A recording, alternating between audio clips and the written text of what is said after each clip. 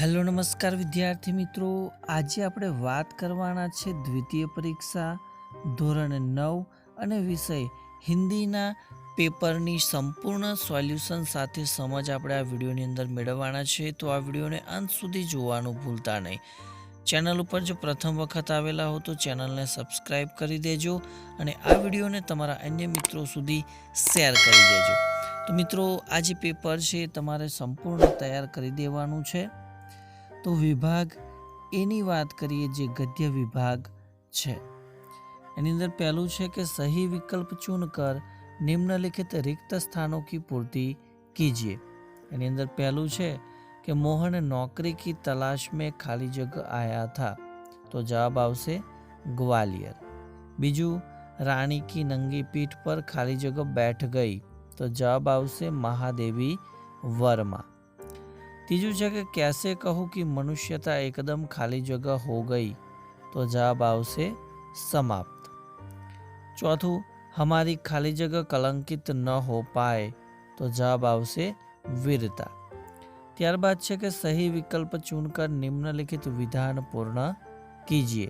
એમાં પહેલું છે કે જગદીશ બાબू की आंखें, जवाब आवશે चाय की प्याली पर झुकी रह गई.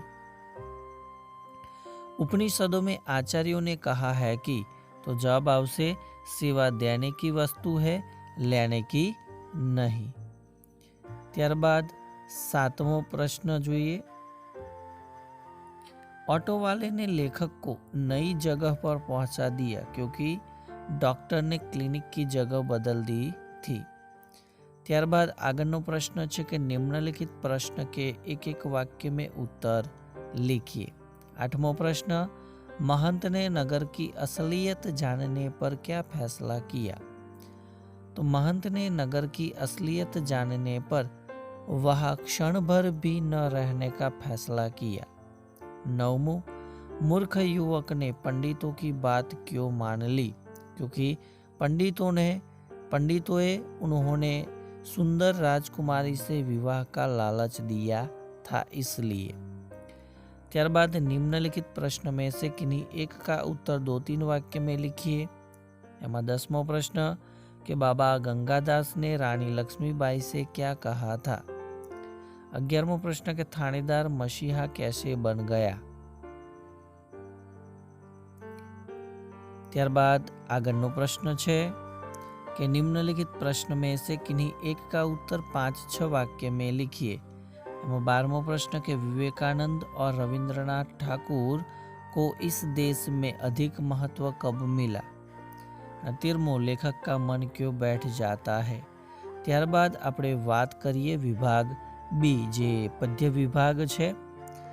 એની અંદર સહી વિકલ્પ ચुनकर निम्नलिखित रिक्त स्थानों की पूर्ति कीजिए.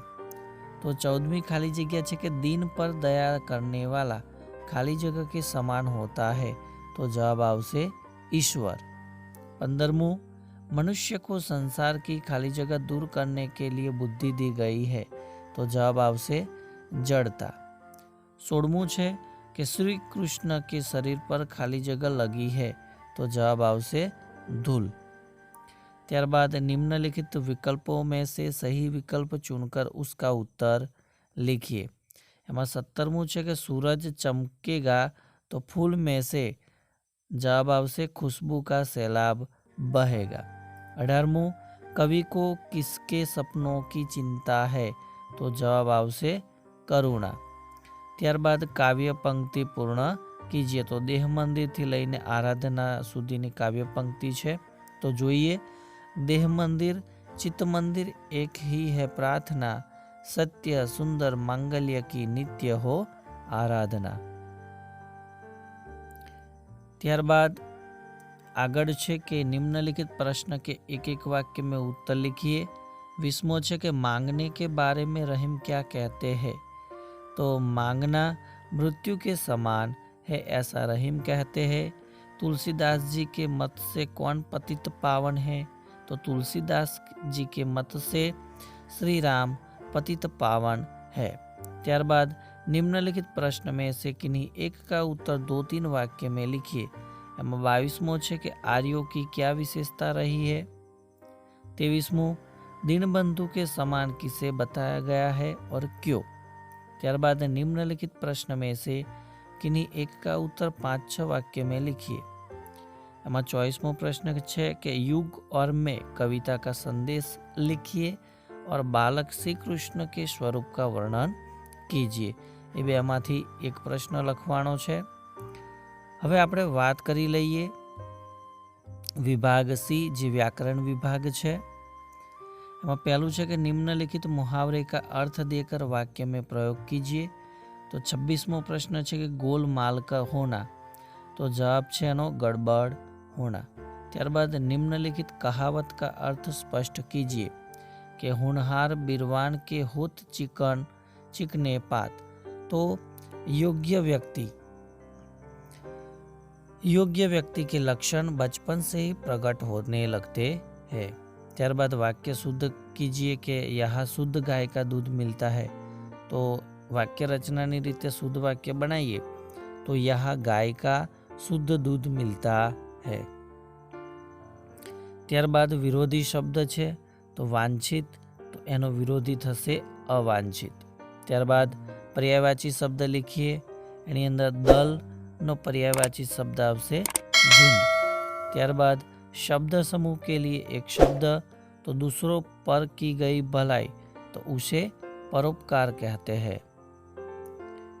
ત્યારબાદ આગળ છે કે निम्नलिखित शब्द का उपसर्ग बताइए। तो अपव्यय, એની અંદર ઉપસર્ગ આવશે અપ।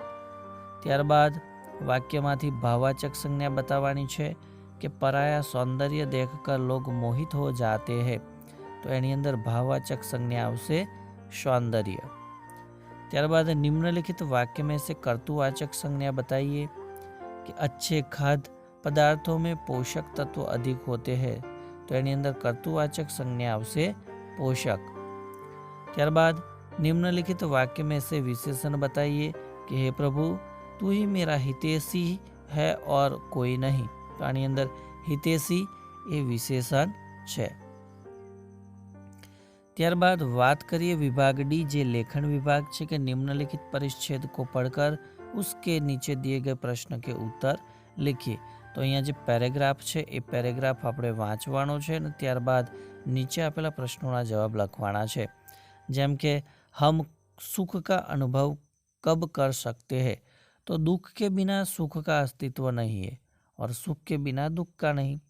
जब तक हमें एक का अनुभव नहीं होता तब तक हम दूसरे का अनुभव नहीं कर सकते। यानी कि जब हम दुख का अनुभव कर लेते हैं तब हमें सुख का अनुभव कर सकते हैं। ત્યારબાદનો પ્રશ્ન છે કે शीतलता और उष्णता शब्द किनके सूचक है। तो शीतलता और उष्णता शब्द सुख और दुख के सूचक है। આગળ છે કે जीवन में सुख दुख का क्या स्थान होना चाहिए। तो सुख और दुख सम होने चाहिए, विषम नहीं। ત્યારબાદ આગળ આપણે જોઈએ કે ભાઈ એક કહાણી છે એ પણ જોવાના છે, એક પત્ર છે, ત્યારબાદ નિબંધ છે જેની અંદર यदि परीक्षाએ ન हो, માં તુજે સલામ અને વૃક્ષારોપણ। તો આ દરેકના આપણે જવાબ જોઈ લઈએ। તો એની અંદર પહેલી જે કહાણી છે તો એ કહાણીનું જે શીર્ષક છે એ આવશે કે જहाँ શ્રમ વहाँ સંપત્તિ અથવા અપના કામ ખુદ કરો, એ પ્રમાણે એનું શીર્ષક આવશે।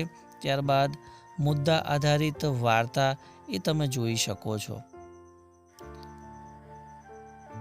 કે ભાઈ મુદ્દાઓનો ઉપયોગ કરી અને આપણે જે વાર્તા છે એ વાર્તા તમે અહીંયા નિહાળી શકો છો। તો આ પ્રમાણે તમારે વાર્તા લખી દેવાની રહેશે। ત્યારબાદ આ વાર્તા પરથી આપણને શું બોધ મળે છે, શું શીખ મળે છે એ પણ તમે અહીંયા જોઈ શકો છો। ત્યારબાદ પત્ર છે કે ભાઈ हिंदी भाषा का महत्व बतावतो જે પત્ર છે એ પત્ર અહીંયા તમે જોઈ શકો છો। આ પ્રમાણે પત્ર લખી નાખવાનો તમારે, બરાબર।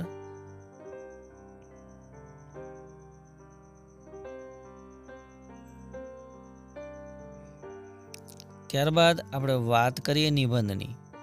તો એની અંદર પહેલો નિબંધ છે કે યદિ પરીક્ષાએ ન હોતી, તો ભાઈ જો પરીક્ષા જ ના લેવામાં આવે તો કેવી મજા આવે, એ અહીંયા નિબંધ પૂછેલો છે.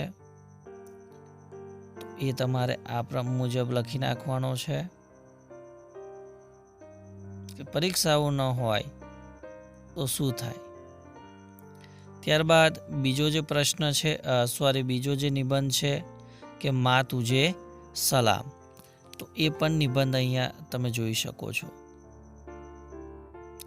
તો વિદ્યાર્થી મિત્રો, દ્વિતીય પરીક્ષા આધારિત ધોરણ 9ની અંદર વિષય હિન્દીનું જે પેપર અને એનું સંપૂર્ણ સોલ્યુશન તમને આ વિડીયોની અંદર આપવાનો પ્રયત્ન કર્યો. ત્યારબાદ વૃક્ષારોપણ નિબંધ તમે જોઈ શકો છો. તો ચોક્કસથી વિડીયો તમને ગમ્યો હશે તો આ વિડીયોને લાઈક કરજો. આ વિડીયોને તમારા અન્ય મિત્રો સુધી ઝડપથી શેર કરજો અને ચેનલ ઉપર જો પ્રથમ વખત આવેલા હો તો ચેનલને સબસ્ક્રાઈબ કરી બાજુમાં આપેલ બેલને પ્રેસ કરી દેજો, જેથી આવનાર તમામે તમામ નવા વિડીયોની નોટિફિકેશન સૌપ્રથમ તમારા સુધી પહોંચતી રહે.